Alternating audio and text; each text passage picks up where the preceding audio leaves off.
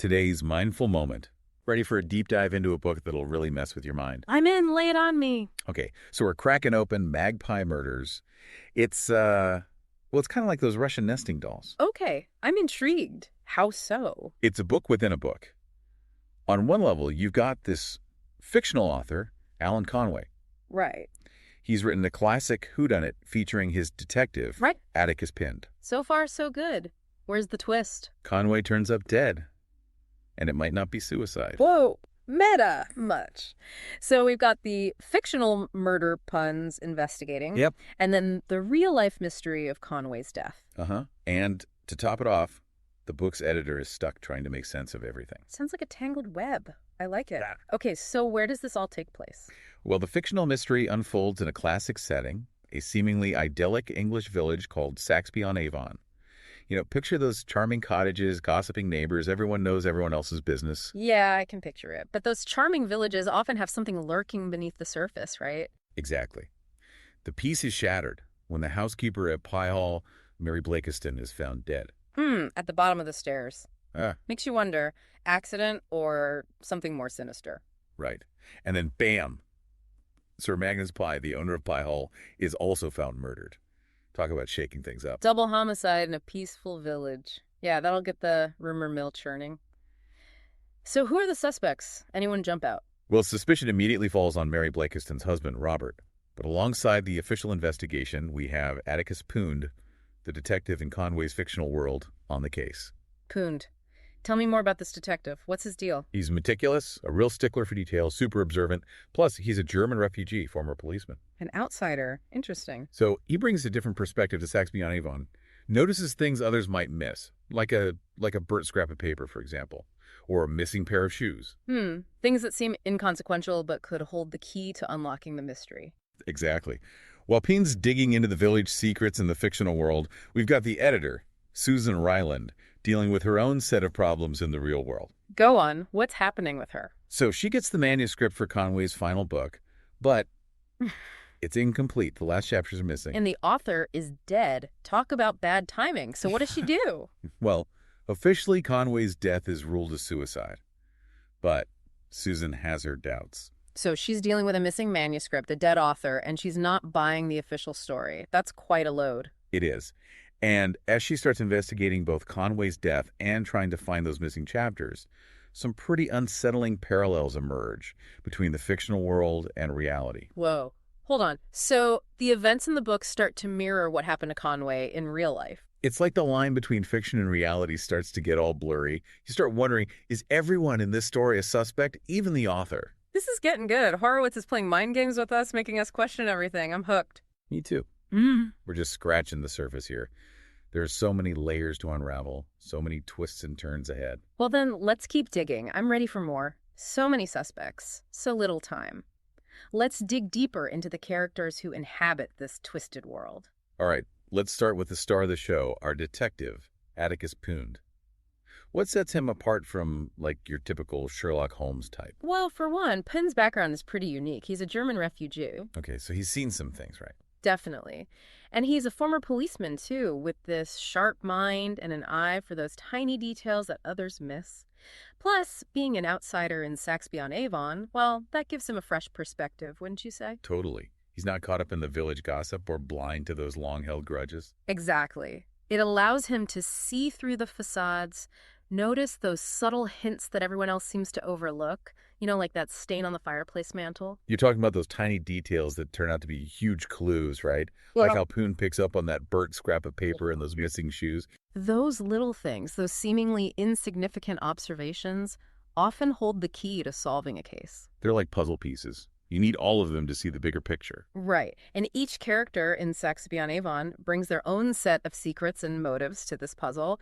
You've got the seemingly respectable Dr. Redwing, but is he all that he seems? Then there's Clarissa Pye, driven and ambitious, but also harboring some serious resentment. And don't forget Stanley Brent, the recluse with let's say a peculiar son. Each one adds another layer of complexity to this already tangled web. And then there's Joy Sanderling. Ah, yes, Joy, the one character shrouded in mystery. What's her story? That's what we need to find out. But let's not forget about the setting itself. Pie Hall, this imposing manor house. It's practically a character in its own right, wouldn't you say? Absolutely. Those old houses, they hold secrets. Pie Hall, with its hidden corners and whispers of the past, Hmm. it definitely adds to the eerie atmosphere. Totally. And it's not just the house. Remember Dingle Dell, that woodland area? It becomes a source of conflict when Sir Magnus wants to sell it to developers. That's right. The villagers are furious. It's a Yeah. classic battle between progress and tradition, right? And that clash, that tension, it spills over into the relationships between the characters. It fuels their resentments, their desires, their secrets. Ultimately, it creates this pressure cooker of a situation ripe for something terrible to happen. So we have Pinned, diligently following those clues in the fictional world.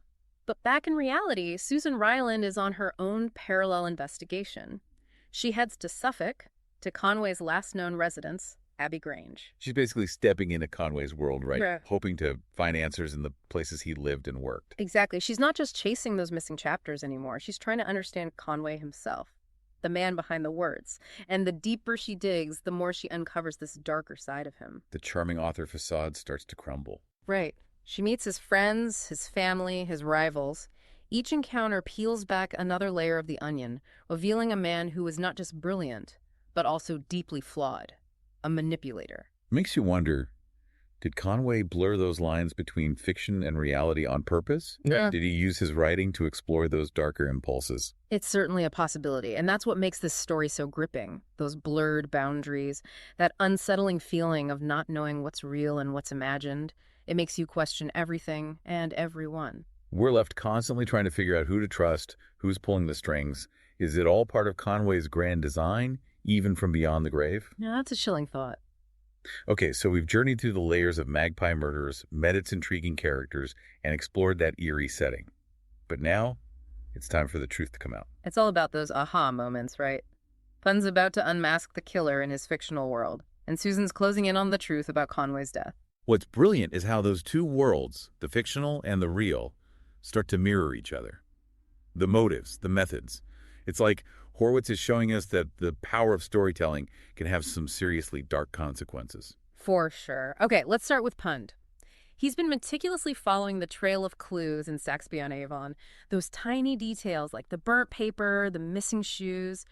Where has it all led him? Well, he's made a shocking discovery. Remember those tensions around Dingle Dell and all those simmering conflicts within the Pye family? That was like a powder keg waiting to explode. Exactly. Those elements, along with hefty dose of resentment and greed, have driven someone to murder. So it wasn't a random act. It was a carefully planned scheme. It was all orchestrated by someone who knew Pye Hall and its inhabitants inside and out.